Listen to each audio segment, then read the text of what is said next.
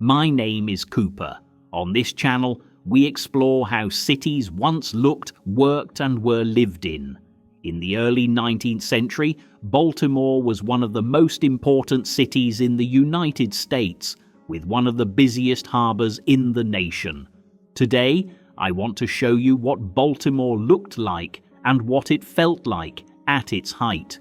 Ships arrived here daily from Britain, the Caribbean, and Europe's trading ports, carrying goods, people, and ideas that reshaped the city with every tide. What passed through this harbor did not simply supply Baltimore, it helped build fortunes far beyond it. The city moved with the water. And for a time, Baltimore believed it stood at the center of the nation's future, so much so that it raised symbols of ambition before the capital itself had finished imagining them. Confidence came early here, and so did consequence. But Baltimore was never defined by symbols alone. Its true history unfolded closer to the ground. It was shaped by proximity, by neighborhoods pressed tightly together, by streets that filled faster than they could be widened, by a culture built on constant work and close living. By the 1810s and 1820s, Baltimore's population was expanding rapidly. People lived where they could, not where planners intended. Walls went up quickly. Streets followed habit, not design. What mattered was closeness, to work, to water, to survival.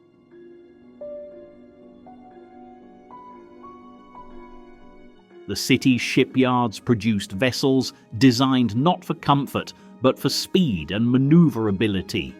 During the War of 1812, British naval officers would later remark that a Baltimore clipper was the most perfect seaboat ever built. Speed was protection, delay was danger.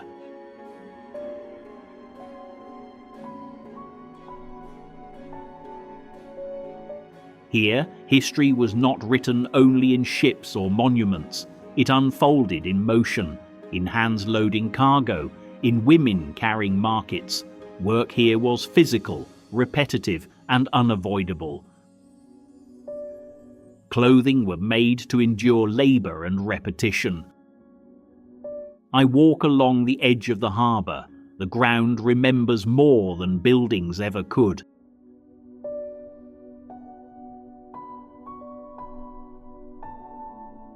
Stone scrapes beneath boots, rope fibers brush my sleeve.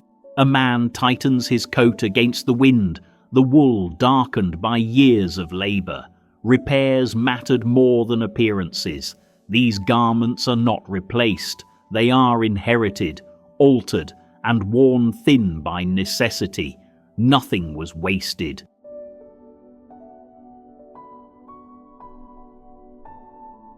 Sailors carry the smell of brine and pitch, their coats cut shorter for balance. Shipbuilders rely on heavy leather aprons, scarred by tools.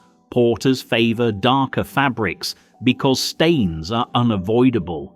Clothing here followed the job.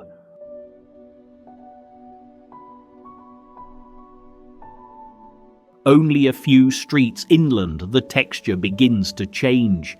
Distance from the harbor meant distance from labor. Cloth grows finer, colors lighten, buttons shine, movement slows.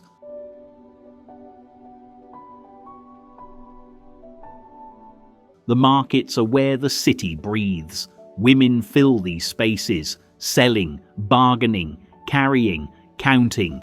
These places are informal, crowded, and essential. Here, survival moves hand to hand.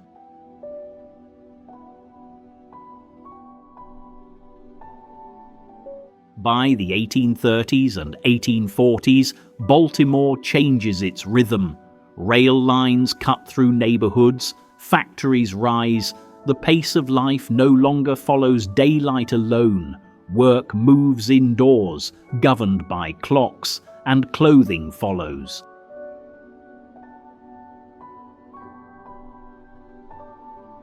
As industry fades or relocates, not all neighborhoods are carried forward equally.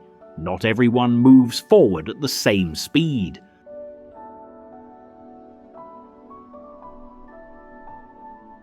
The city does not lose its people, but many lose the structures that once shaped their days. Yet even here, culture endures. Baltimore's strength has never been found in perfection, but in persistence.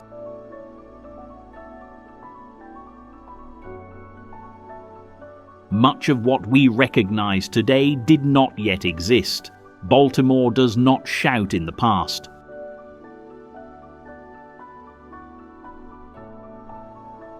Much of it survives quietly.